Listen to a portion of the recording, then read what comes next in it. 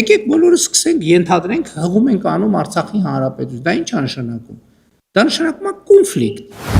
Ձեր էկրաններին այն նույն Նիկոլ Փաշինյանն է, որը 2019 թվականին Ստեփանակերտի հրապարակում բղավում էր. Արցախը Հայաստանն է եւ վերջ։ Արցախը Հայաստանն է եւ վերջ։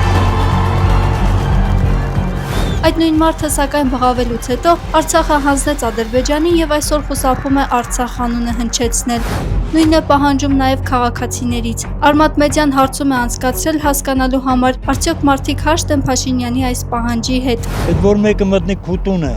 հորդ մորդ սպանի, դու ինչ ես անելու։ Պատերազմ չես անի։ Փաշինյանը ստե ոչ մի դեր չի խաղում։ Արցախի թեման իրանց համար փակ է, մեր համար երբեք չի կարող փակ լինի, որովհետեւ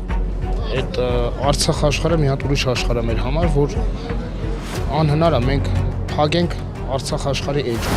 Որևէ մեկը, այդ թվում Նիկոլ Փաշինյանը, չի կարող հային ստիպել մոռանալ Արցախը կամ վախենալ հնչեցնել Արցախի անունը, ասում են քաղաքացիներն ու հավելում. Արցախը ոչ թե վախի, այլ ազգային արժանապատվության հարց է։ Արցախի անունը կարող է չտանք, բայց պատրաստ ենք։ Հազար տնտեսություն ունենանք, զինված ուժերը ուժեղացնենք, նոր արդեն բոլոր հարցերի մասն էլ կարելի է մտածել։ Սաղսը գիտենք, որ Արցախը դե մերն է։ Բայց մի օր կգա հետ կբերվի դա։